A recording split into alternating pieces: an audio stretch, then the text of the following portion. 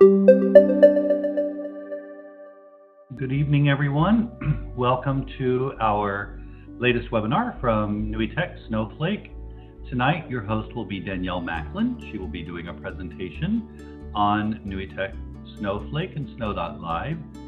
And again, for all of the participants, thank you for signing in. Each week, the number of people is growing more and more, so we're excited to see that.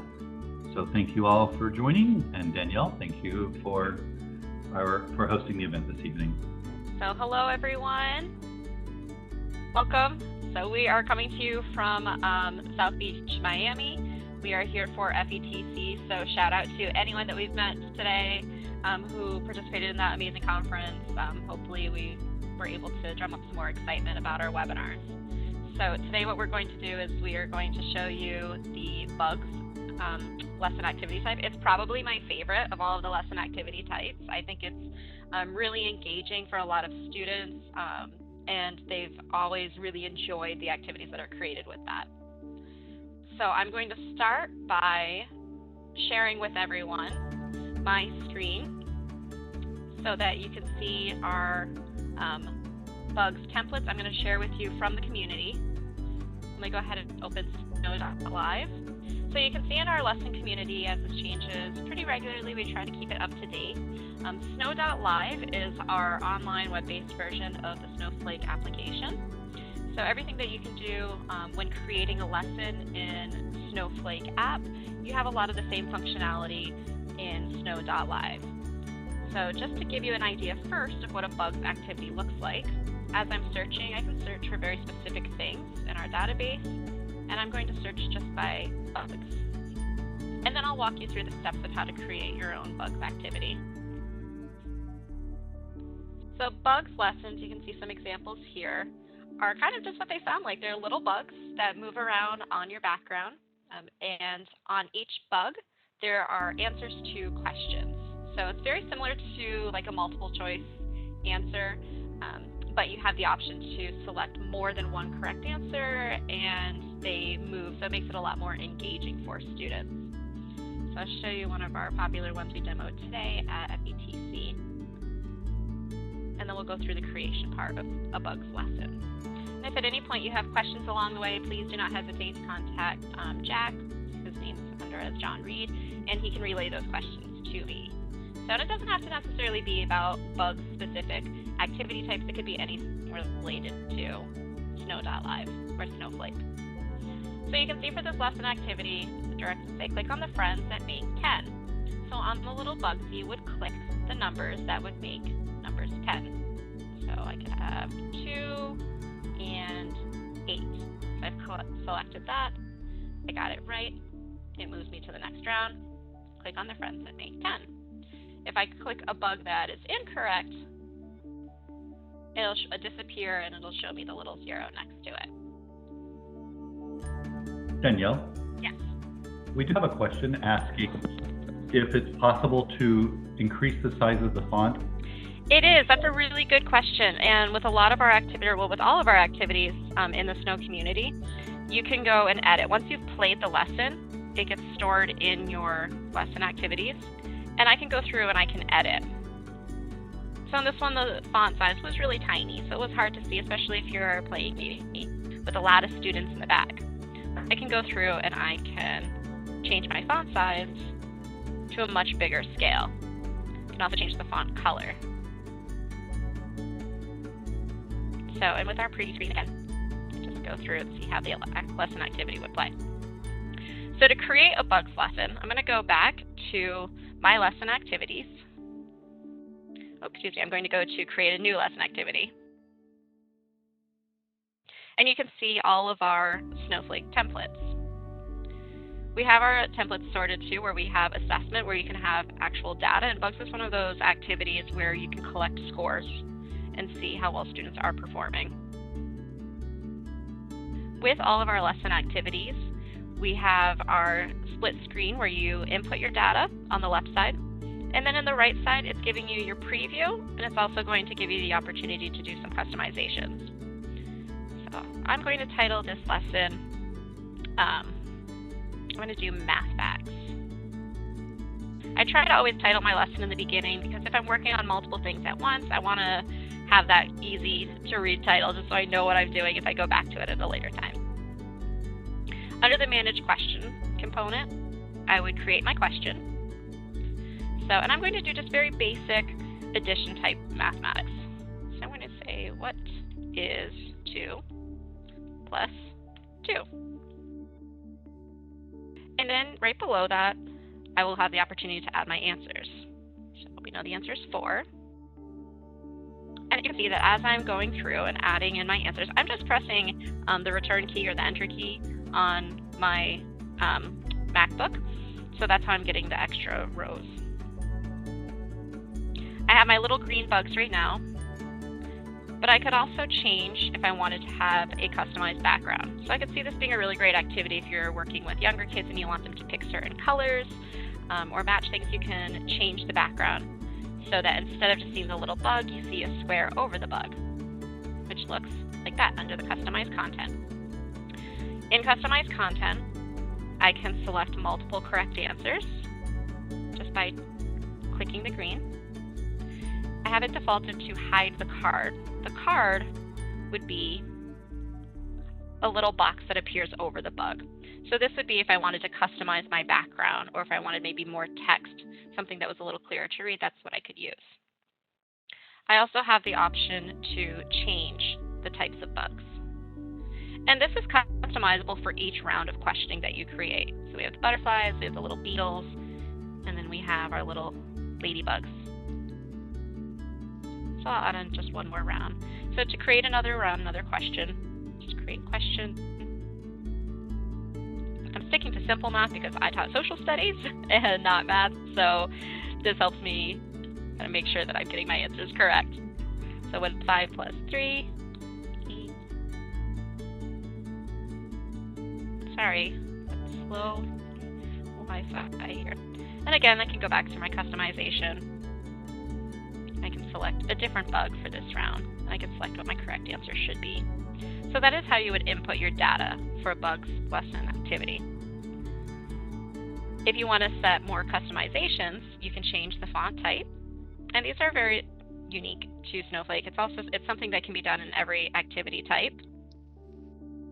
I can change my font size. I can change my font color. I can add a shadow. Shadow makes it a little more bold. So you can see the difference between the shadow and not having a shadow. I also have the opportunity to customize the background. So we have a whole collection of pre-created backgrounds. Some of them have animated graphics that go with it. Space has a really fun animated graphic that begins with it, as does Jungle, Dungeon, which was one of my favorites to use around Halloween. But since we're in Florida, I think beach sounds pretty good. So you can see our little beach background. I also have the chance where I could add in my own background. So I taught middle school social studies. If I was doing a lesson activity on, say, ancient Greece with my 6th grade students, I would often change the backgrounds to relate to my content. So maybe it would be a background of the Parthenon or the Acropolis or something that was specific to it. You can also create backgrounds using a variety of different programs, like Google Drawings is a really great example, and saving those as JPEGs and then uploading those backgrounds.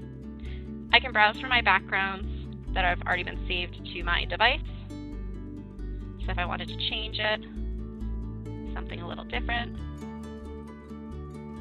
So maybe these would be images that I have that I've already wanted to use for my background. I can also do an image search for my backgrounds. So just like at your basic Google search, so maybe I would want to do a beach. And then it would pull up various images. I can also access backgrounds through my Google Drive or OneDrive, as well as the content gallery. So in our content gallery, you can see we have different files, backgrounds, drawings, PDFs, photos. These are just examples of just different ways to make it customized. So there I can add in that background instead. Oh, it's a little bright. I like the beach. So we'll go back to the default beach. You also can change the fit of it. You can scale it, to stretch it, center it, tile it. And then as I'm playing, once I'm happy with what I have created and I'm ready to play it, I can also change the rules.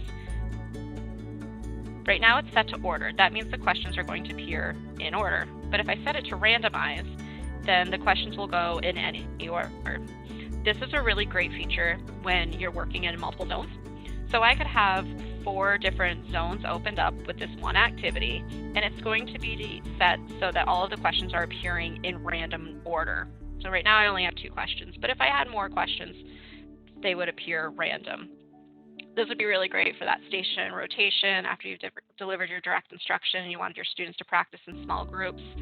You could have a variety of different kids working up on the board and doing the activity and not being able to peek at what their neighbor is doing. I also have the option too where I could set a timer. So if I was doing that station rotation and I wanted my students to only work for maybe 30 seconds, I can set that timer.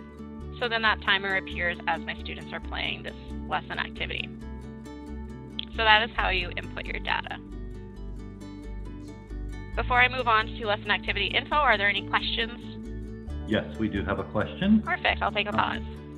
So Marianne had asked, how would you share this with students on iPads? That's a really great question. So one of the ways that you could have students do this is by, right now I can send it directly to my students. But before I do that, I'm going to show you how to create a class. So let me go back to my lesson activities.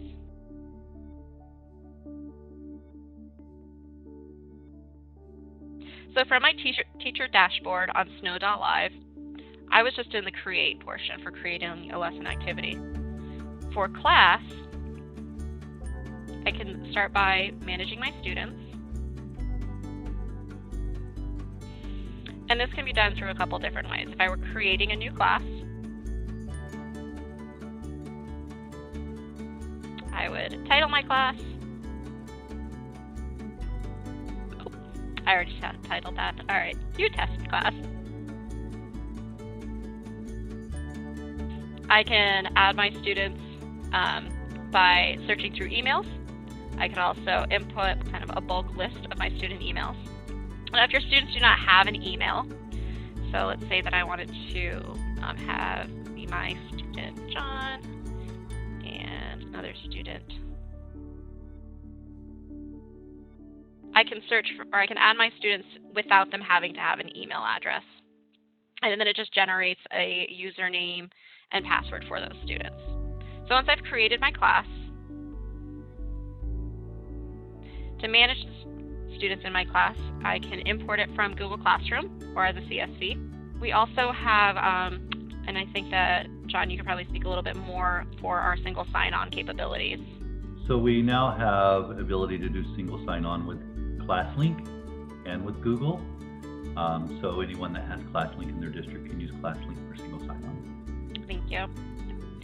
So I can manage my students through that. Once I've created that class, I'm not sure if I have any assignments set up, but I can review my students' progress. So I can see past assignments that I have, and I do have a couple. I can see which students have opened those lesson activities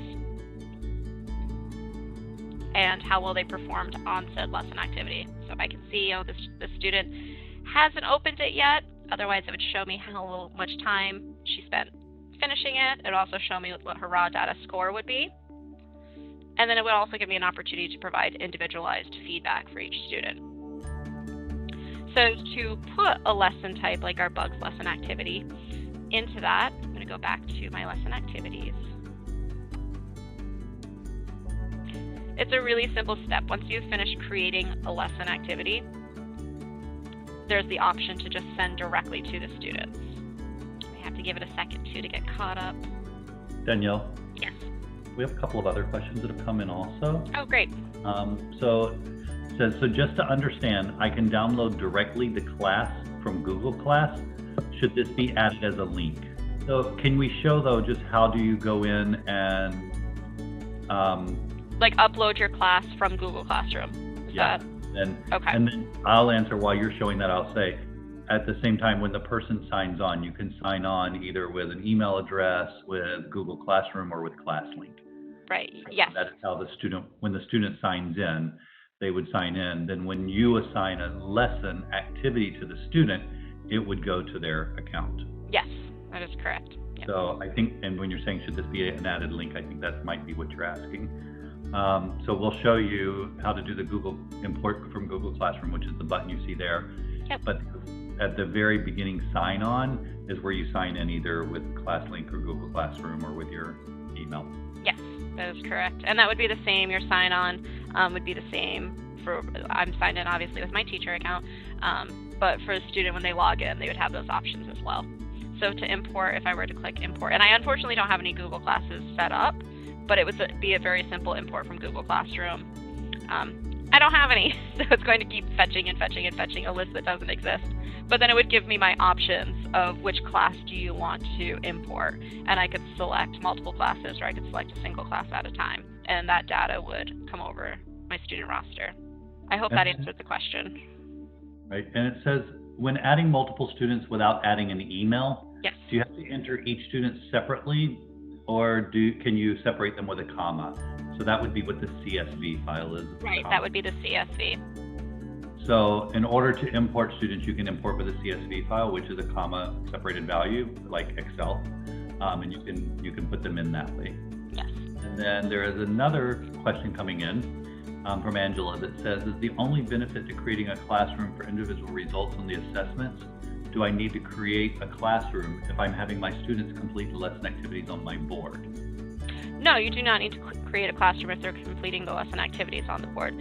You would create a classroom if you wanted students to do a lesson activity on their own device.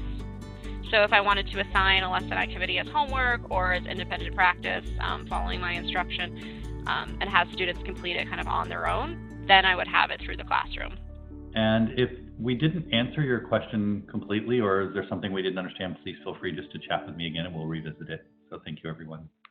All right, so to assign a lesson activity to my students, so you can see some of the examples that I had.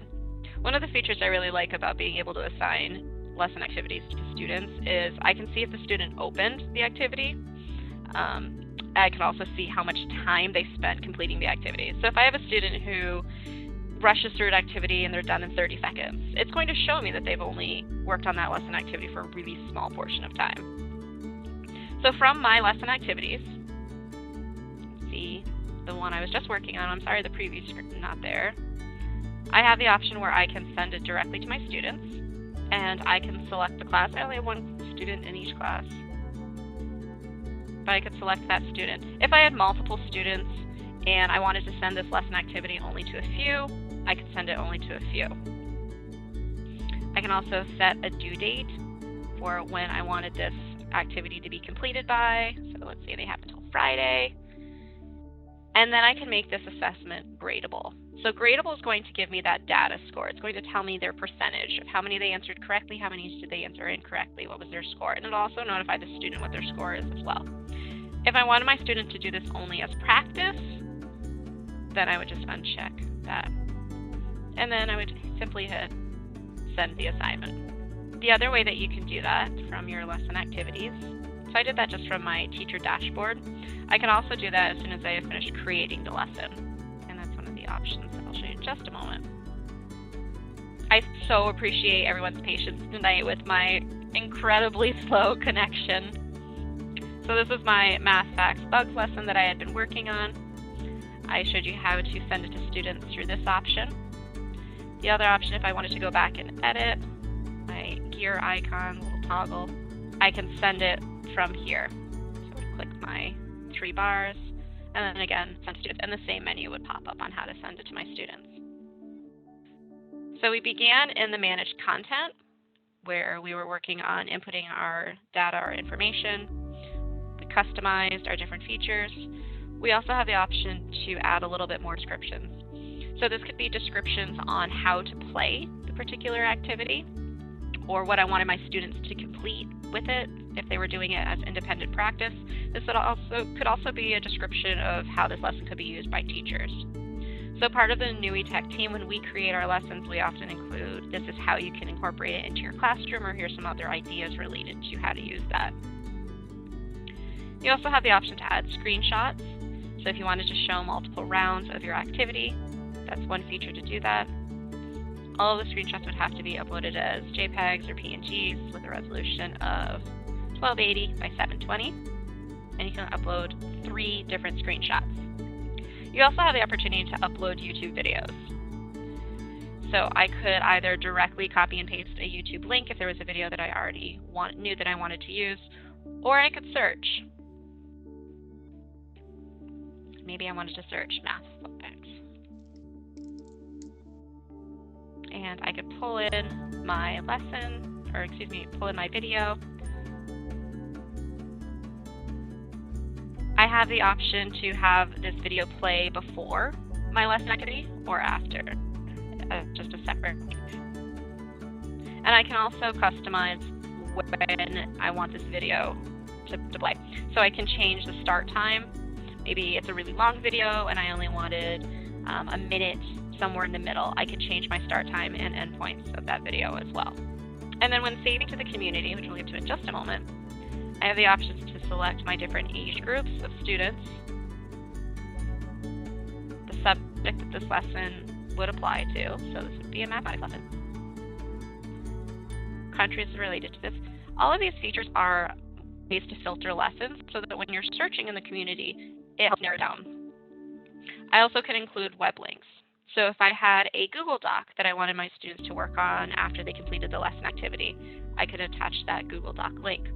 Or I could attach a link to another website that I wanted them to visit after completing the activity or before completing the activity. So it's a way to help organize all of your lesson activity components. And then I have my keywords. So this would be information about my lesson to help make it a little bit easier to search within the community. So I could say math, addition, math facts, etc., etc., etc. So now I can have up to 300 characters added into that. The other really great feature that we have in the Snowflake app as well as Snow.live is the ability to add standards. So we have a lot of lessons in our community that are aligned to our standards. You can see that you have our Common Core standards at the top, and John can speak a little bit more about some of the activities that we've been working on with Common Core. But I can go through and I can pick whichever state that I'm in, and I can add my information. So then if I'm searching for a lesson after, I can search for it by a particular standard. So Danielle? Yes. I have another question now, and it says, can you create activities for specific groups of students, such as developing, approaching, and advanced students? And can you add geometric shapes?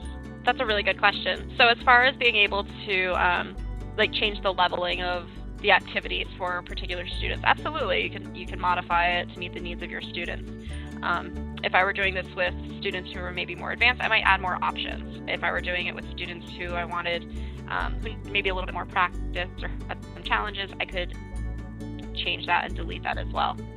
And then if I wanted to assign it or even open it up in multiple zones on my board, that's an option that I have as well.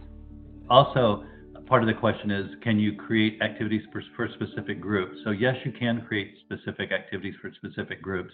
And in the system, you can form groups. And when you're sending out your assignments to your students, you can send them out to different groups of students as opposed to sending out to everybody all at one time. So you can differentiate that way. Yes, and that's one of the options in the on your teacher dashboard for managing your classes. As you're selecting which students you wanted to send this particular activity to, and I only have one in my class, I could select more than one student. So if I had a list of other students, I could select which ones would get that particular activity. And then the second question was about being able to add shapes, is that correct? Yes, can you add geometric shapes? Yes, so and I can show you how to do that. So that's one of the customized features as far as being able to change the background of your lesson activity data. So I'll give it a second again. So let's say instead of this being a math question, I wanted my students to do questions identifying shapes. So I could say select, or for littler kids, it'd probably be pick the circle. And then I can search for a circle. You can see quite a variety. I can select the one I want, purple.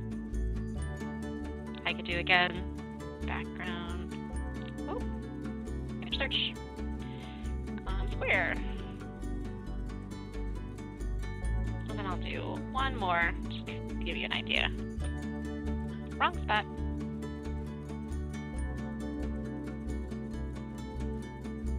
So when I changed that background, you can see right now we're not seeing it on a preview.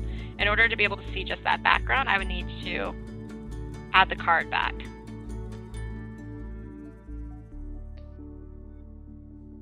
Oh, I have it set to randomize. Look at that order. There we go. So I can see, and let me close that background so it's a little bit more clear. So same idea. I would play my lesson. The directions are telling the students pick the circle, and they would choose the bug. Have the circle background. So with any of those backgrounds, you can customize just by searching. Danielle? Yes. We have another question that asks me, where do the students go to see what you've assigned them? So from their end, they would log in just like you would log in from your teacher account. They would do the same. So let me go back to my lesson activities. I'll log out quickly and hopefully log back in if I can remember my passwords. So here you can see I'm currently logged in. If I sign out. So when they go to snow.live, so on any web browser, so they could do this on their Chromebooks, they could do this on a PC, they could do it on a tablet, they can even play lessons on their phone if they have a smartphone. So it's just a web-based version of the Snowflake application, so snow.live. And then students would then sign in. And then depending on what your school had, if it was a single sign-on with Google or ClassLink, or by putting in their username and password, if that's how you registered their account. So, and I don't have it as a student account, so I can't quite demo that for you right now. Can you scan items from a teacher's guide and add them as an image for a lesson? Example, polygons versus not polygons?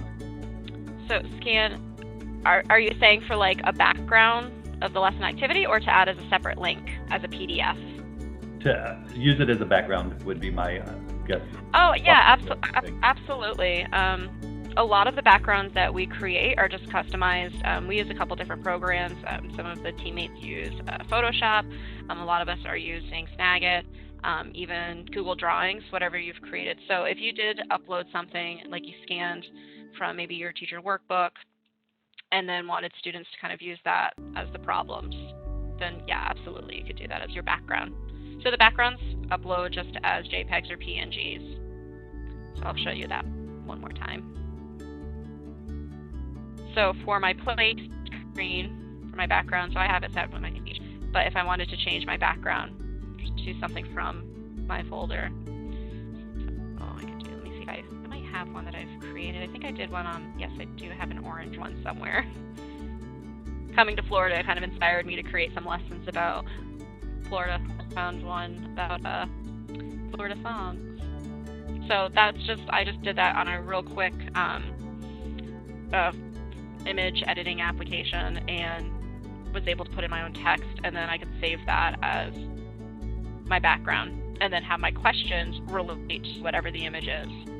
So if it's something that you scanned from your teacher, or you took a picture of it and saved it as a JPEG, that's one way you could upload it as a background. I hope that answered the question. Is there a way to have directions read out loud on the game? That's a really good question. So if I had for my directions in my lesson activity, I don't believe that there's a way. I think the only way I can maybe do that is if I recorded like a video of myself explaining the directions and then uploaded that video onto it so that it would play before. But I think a lot of there's a lot of extensions that you can add in if you're using like Google. where you can have students like highlight text and then it would read the text to them. But that's not something I don't believe that we have built into our software. And where do we find the student logins after we enter our class list? So when I created my classes for my students, I made sure that as I was going through, I input it into a spreadsheet, because I knew with my middle schoolers, if once I gave it to them, they'd probably lose it. So then I had it as like my backup, and I made, I think, like 3 separate copies that I printed and put in various binders, in addition to just having it saved. As far as having access to it after, I don't believe that that's something that you're able to change, at least not yet. Let me go to that dashboard though and see if we can troubleshoot from there. So if I'm back in my classes, manage students, I can delete students from there, but I don't currently have access to their username or password. So if my student went in on their account and then changed their password, I wouldn't have access to that. What I suggested when my 6th graders set up their classes, they were my guinea pig class. I gave them their kind of auto-generated username and auto-generated password, and then the first thing I had them do is they went into their account and they changed their auto-generated password to a password that they could remember. So maybe it was like their passwords that they used to sign on to their Google account or to open up their Chromebooks, just so that they would have that as a backup. I also made them glue all of their information into their notebook and write it down in their agenda. Are there other questions about creating classes in Snow.Live or managing students through that? No other questions right now. Okay, great. Go back to lesson activities. So I'll just give you a quick little demo of some of the other bugs lesson types that we have. So if I'm back at my Explore page, so this is just what's going to open when I go to Snow.Live. This is the same view that you would see when you open the lesson activities on your Snowflake application, on your interactive panel. So it's very, very similar look. But I'm going to show you some of the abilities to search. Just kind of a quick overview of that with looking for just bugs. While we're waiting for it to load, we have a question. Can I create the students' passwords for them, or do they have to auto-generate? It auto-generates. That would be a really great feature. And the auto-generated password, a lot of it's for like student privacy issues, just to kind of add a little extra security. And it's just a combination of letters and numbers. Okay, I'm going to go ahead and try refreshing this, see if we can get a little bit faster speed. There we go. All right, so back at my Snow.Live, my Explore page. So when you go to Snow.Live, this is where you're going to be.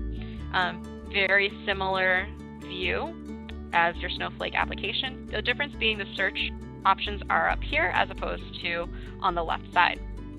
So when I search for lesson activities, I can search by very specific things. So if I were teaching, I taught social studies, if I were teaching a lesson on the Civil War, I could search by Civil War, and it would pull up all of the lessons related to that had those tags. I can change my age groups. I can search by specific lesson activity types. I can search my subjects. I can filter by country. So since we are in so many countries, I would recommend that as you're filtering, searching, specific. I also have the option, this is one of our newer features, is by searching through verified teachers or NUITEQ teachers. NUITEQ teachers, I'm part of that global content creation team. We do a lot of peer review of our lessons. We're all educators, we have that background, so when we create a lesson, we try to make sure that we are incorporating that level of pedagogy and really thinking of how would this lesson activity be used within a classroom. So that's one of the ways that you can search for teachers. You also have the option to search by standards. So if you were accessing this on your Snowflake application, it would be a feature off to the left side. So I can search a variety of different locations and standards.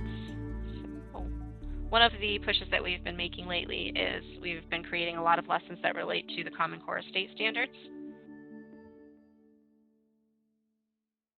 And Jack, do you want to speak of what we've been doing with Common Core? So yes, currently the team is generating lesson activities for every Common Core standard in ELA, math, and then the next generation science standards. And there will be one activity aligned to each standard in about 6 to 8 months' time. And then after that, they will be developing scaffolded and extension activities aligned to each standard. In addition to Common Core, the activities will be aligned to all of the state standards and to like Texas TEKS, Florida Sunshine State, so whatever the state standards is, if they're not Common Core, would also be aligned. And so we've been making really good strides at trying to get a lot of those lessons created. So you can search by very specific standards. Once you open a lesson, once you play a lesson, that lesson becomes part of kind of your lesson. So you can edit things, you can change information about it, so they could be more customized and specific to the needs of your students. If I go back to my Explore page, so we can see that was just my search of lessons.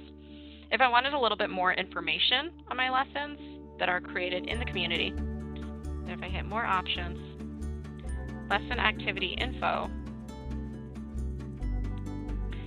it's going to give me more information about the lesson activity itself. It'll give me a preview of what the lesson looks like, the icon on if there's a YouTube link attached to it.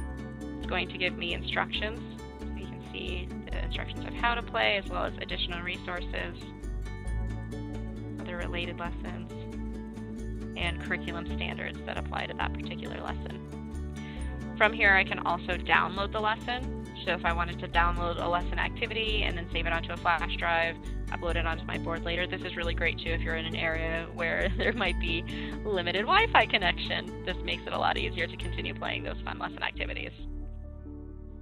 I also have the option where if I select the heart, that saves into kind of my lesson dashboard, so it'll tell me which lesson activities I've liked. So if I wanted to go back and play that lesson later, I can search for it by the lessons that I've hearted. Are there any other questions about how to use the Bugs lesson template or any other questions related to Snow.live that I could answer? So there was a question about the bug activity. Yes. In the bug activity, are you allowed to upload various backgrounds to the cards? And do the cards have to be hidden or not hidden in order for your backgrounds to show?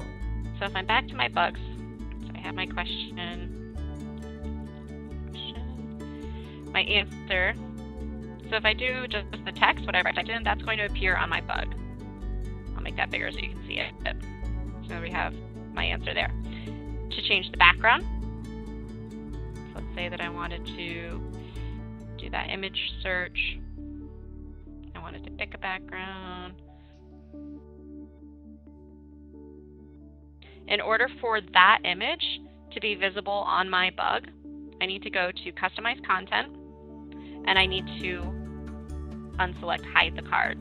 Now my bug changes so that you have the square with that image on top of it, and that'll be the same regardless of which bug you select. So if I select the butterfly, if I select the little ladybug, whatever my little creepy crawly is going to be, in order for you to see that background image, you need to make sure that No is selected for Hide Card. And then once I hit Yes, it goes back to the text that I put in. Are there other questions about our bugs activity? So, right now they're not. We are coming up to our hour point, which seems pretty fast. This went very quickly to me this evening. So if there are any questions anyone has about anything, it doesn't have to be about the bugs activity. It can be about anything you would like to ask about Snowflake. Feel free to pass those over to me now. And I do want to have a reminder that we do have the webinars each week at the same time. Feel free to email us with any questions you have about the webinars. My email is jr@nuitec.com. And I'd be happy to answer any questions that you have outside of the webinar time. We also have a really great series of training videos. I'll take you to that website too. So if I go to training.nuitec.com, if I wanted to get a little bit more information, not just about bugs, but about all of our lesson activities, as well as all of the components of how to operate the Snowflake application, we have short little videos to go through. If you watch the entire series, which is 28 different lessons, it would take you only about an hour and a half. So they're all really small, easy to navigate lessons. So if I just clicked select lesson activity types. And you can see from those lesson activity types, the bugs lesson, short little video, it's only 1.5 minutes with more information, as well as a quick tip sheet PDF, which will give you some fun ideas of how to incorporate those lesson activities into your own classroom. So we can see for this one, this background was customized, and then the bugs are related to the answer. It gives you details of how to create it and then how to play it as well. My students loved the bugs activity. It was that element of it's moving, so it's really engaging, it's very interactive, and they like that idea of being able to squish the bugs that were correct. So it was really, really fun. Even my older kids, my 8th graders, were just as happy to play those lesson activities too. Well, I don't have any other questions that have come in, so I would like to thank everyone again for attending. And I would like to thank you, Danielle, for leading us through another evening of Snowflake webinars. My pleasure. Again, everyone, thank you for attending. If you have any questions, feel free to send them over to us, and we look forward to seeing everyone next week. Thank you, Danielle. Bye, thanks. Night, everyone.